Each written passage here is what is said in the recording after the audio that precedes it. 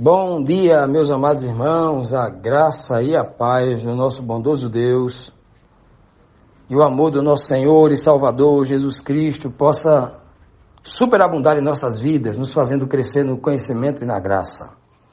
Amados, hoje, sexta-feira, chegamos aqui ao último dia do estudo desta lição, a lição que falou sobre o sinal da ressurreição, né? A ressurreição como um sinal da grande ressurreição, por ocasião da volta de Cristo, quando tudo será solucionado, o problema do pecado, o problema da morte, né? Então tudo será resolvido ali. Então um grande sinal. E temos estudado até hoje, desde o anúncio em que Cristo escutou lá que Lázaro estava doente, até o momento em que nós vimos, no estudo de ontem, quando Cristo, muito emocionado, chega diante lá da gruta, que era o túmulo de Lázaro, e ele pede para que as pessoas tirem aquela pedra da frente, e é interrompido pela irmã de Lázaro, Marta, que alega corretamente que já fazia 4 dias que ele estava morto, e era um perigo ali abrir aquilo ali, As pessoas queriam abrir ali, teriam que colocar um pano no nariz ali, e aí ser muito rápido ali, sair rápido, porque era realmente um perigo. Então hoje, dando continuidade aqui a esse cenário, o que ocorreu, vamos para a pergunta 11.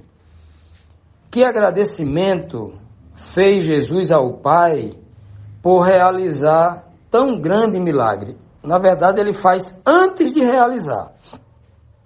Olha a oração que Cristo faz. Veja que coisa linda. Então tiraram a pedra. Jesus olhou para cima, coisa linda, olhou para o Pai, olha em direção ao Pai os céus. Olhou para cima e disse: Pai, eu te agradeço porque me ouviste. Em outras versões diz: eu te agradeço porque o Senhor sempre me ouve. Olha que coisa linda. Veja que aqui está claramente caracterizado que Jesus Cristo intercedeu ao Pai para que Lázaro não pudesse morrer. Intercedeu ao Pai para que ele pudesse ser ressuscitado. O papel do intercessor, a missão maravilhosa de Cristo como único mediador entre Deus e os homens, como diz o apóstolo Paulo no livro de 1 Timóteo, capítulo 2, versículo 5.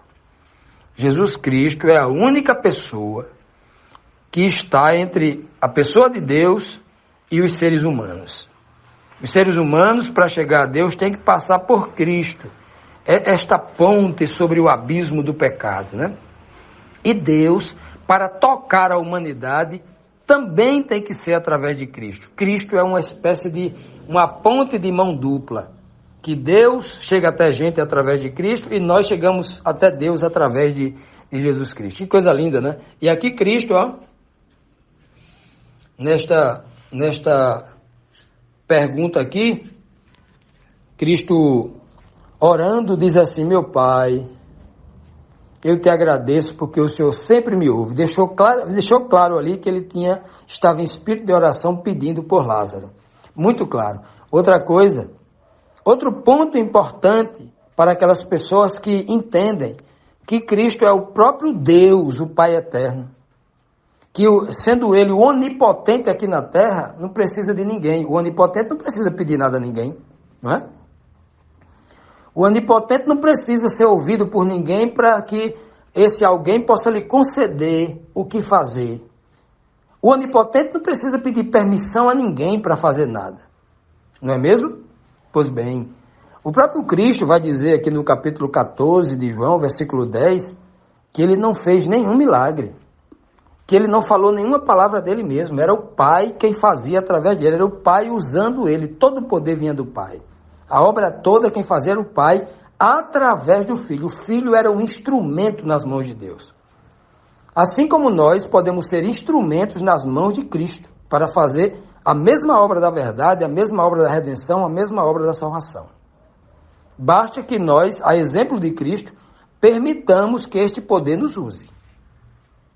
Então, quando Cristo diz claramente aqui, Pai, eu te agradeço porque o Senhor sempre me ouve, ele está testemunhando ali para todo mundo e olhando para o céu, não é? Olhando para o céu, não é olhando no espelho para ele, não, está olhando para o céu.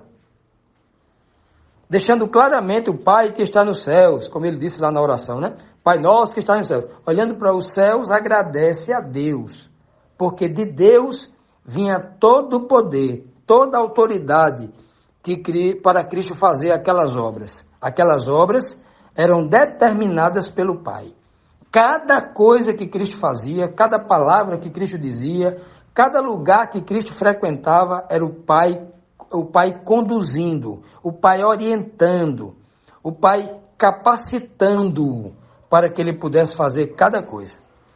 Tudo o que Cristo fez foi orientado pelo Pai.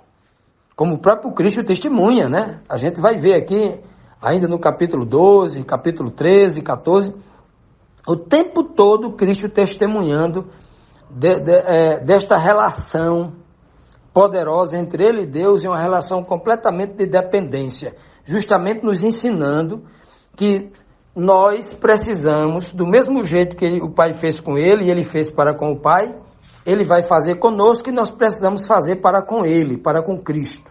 Do mesmo jeito. Por isso que ele é o nosso exemplo máximo, exemplo perfeito em tudo, né? Por isso que ele diz, assim como meu Pai me enviou, do jeito que o Pai fez comigo, eu faço com vocês. Do mesmo jeito. Olha que coisa maravilhosa, né? Por isso que ele vai dizer também para nós, ó, sem mim nada podeis fazer. Sem mim nada podeis fazer. Ora, ele está dizendo o quê? Se ele só fala para a gente tudo aquilo que ele aprende com o Pai. Não tenho dúvida que ele já tinha ouvido também essa palavra do Pai, que ele sabia que sem o Pai nada ele podia fazer. Ele, na verdade, ele abriu a boca e disse isso, né? Ele abriu a boca e disse isso. Capítulo 12, versículo 49 e 50, né? Quando ele diz, eu estou no meu Pai, essas obras que eu faço não faço de mim mesmo, mas o Pai que está em mim é que... E ele vai dizer inúmeras vezes isso. Isso não é porque Jesus Cristo quer se humilhar. Isso não é porque ele já tem esse espírito humilde, né? Cristo já é assim. Deus já é assim humilde, né? Eles são assim. Então não é porque ele queira falar sobre isso, não. É porque ele quer nos dar o exemplo de como ser filho. Filho é assim.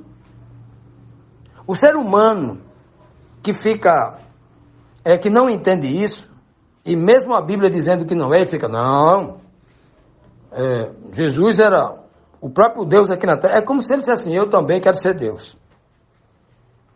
Olha, é por isso que eu citei o meu exemplo, não é porque Jesus é meu exemplo, eu quero ser Deus, eu quero ser glorificado, eu quero receber isso e aquilo outro. Ou seja, lá no íntimo, a pessoa que não entende esse plano da redenção, ela nem consegue enxergar que esse é o espírito que Satanás quer que as pessoas, né, cheguem a essa conclusão e alimentem essa ideia na cabeça.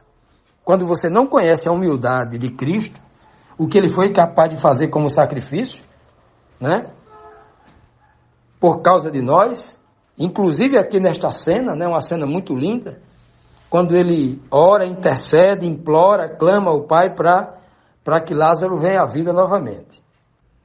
E para concluirmos, meus amados irmãos, vamos aqui para a última pergunta desta lição, concluindo aqui a lição desta semana, a 12ª pergunta, que nos traz aqui o seguinte questionamento.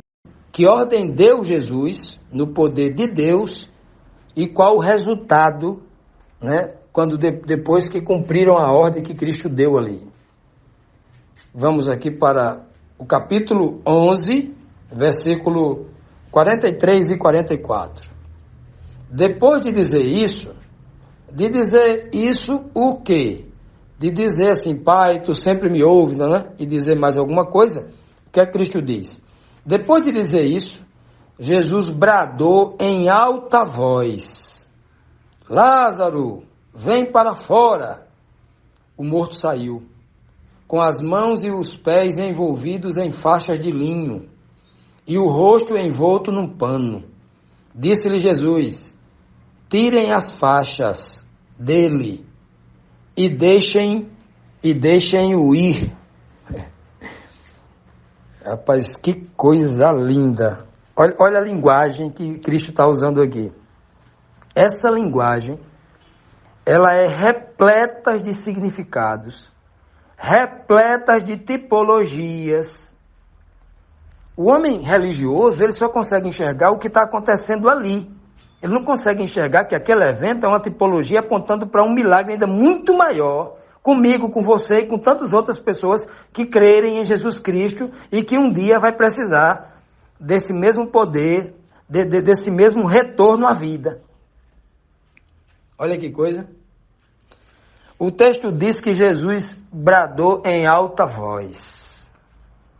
Uma palavra dita em alta voz. A palavra da vida, a palavra da verdade que traz a vida. Conhecereis a verdade vos libertará. Libertará para a vida. Liberdade e vida se confunde. São sinônimos, na verdade, na sã doutrina, né? Em alta voz. A verdade tem que ser dita em alta voz. A verdade que traz vida, que liberta, tem que ser em alta voz. Eva, lá no Jardim do Éden, deveria ter dito em alta voz para Satanás: certamente morrereis. Mas parece que ela deixou que a serpente falasse mais alto do que ela, né? Não sei, eu estou aqui fazendo uma conjectura. E então Cristo grita em alta voz: Lázaro, vem para fora. Vem para fora, Lázaro. E aí, Lázaro vem para fora. O texto diz aqui que o morto saiu. Ora, o morto não pode sair.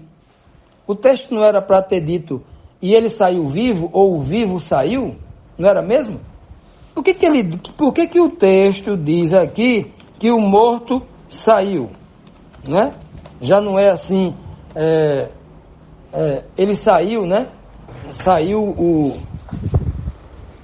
vivo, saiu o homem vivo, o corpo vivo, alguma coisa assim, né? E o bonito da mensagem é que ele diz Lázaro, chama pelo nome.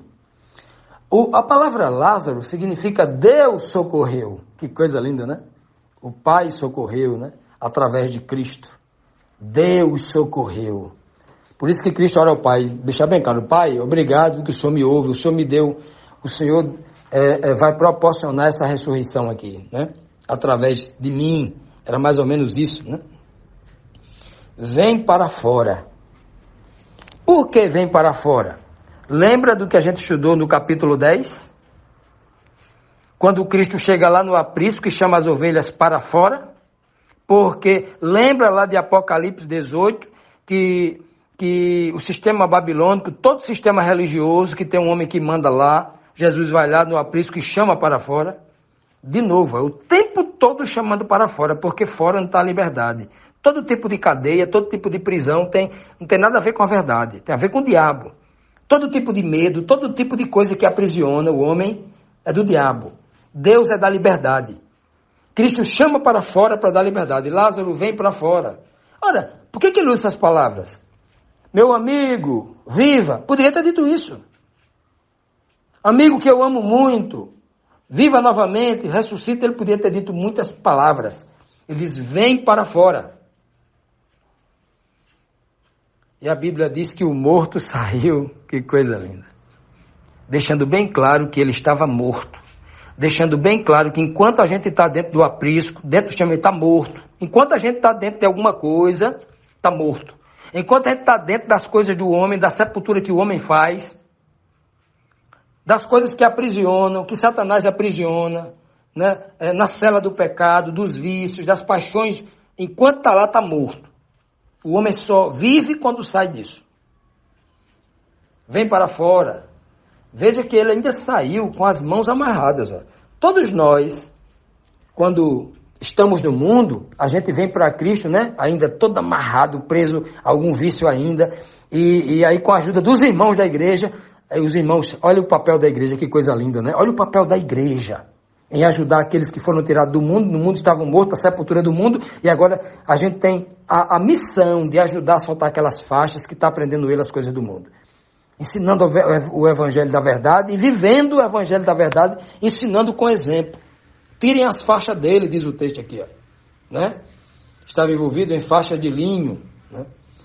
E veja que o rosto também estava coberto com pano. Veja que quando a gente está lá no mundo, a gente vem para a igreja ainda, as pessoas vêm com um monte de pano no rosto, não conseguem enxergar a verdade ainda, precisa de tempo.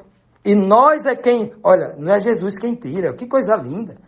Não é Jesus, que era Jesus quem podia. Não, agora é comigo, ninguém mexe, porque só eu posso dar luz aos olhos do homem. E é uma verdade, era uma verdade. Mas ele, olha só o que Cristo faz.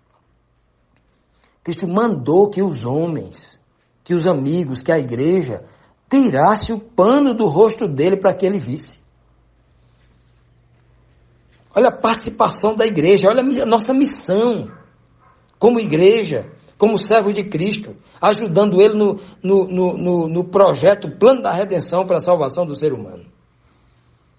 Tirem as faixas. Aí o mais lindo aqui, ó, além de dizer vem para fora, ele diz assim, ó, deixem-o ir, as minhas ovelhas ninguém prende não. Todo aquele que está impedido de ir, não é de Cristo. Não foi liberto. Não foi alcançado pelo poder de Deus. Se você pertence a uma igreja que você tem que pedir permissão ao pastor, até para cuidar, para colocar uma classe bíblica na sua casa, e tem que estar informando a ele a cada assunto que você vai estudar, você não é ovelha livre em Jesus Cristo. Se você precisa dar satisfação a todo mundo sobre a fé, você não é uma ovelha liberta em Jesus Cristo. Se você tem medo de algum homem, de algum pastor, de alguma coisa, de algum líder religioso, você não foi chamado por Jesus Cristo para fora para viver a verdadeira liberdade, a verdadeira fé, o verdadeiro evangelho da salvação. Amados, que o Senhor possa nos ensinar ainda muito mais de tudo que há na sua santa palavra. E com esse conhecimento possamos experimentar a maior transformação que o ser humano pode experimentar aqui neste planeta, que é a transformação, a passagem da morte para a vida, a passagem do estado de escravidão para a liberdade. Quando Jesus Cristo disser para você, vem para fora, corra e abrace ele.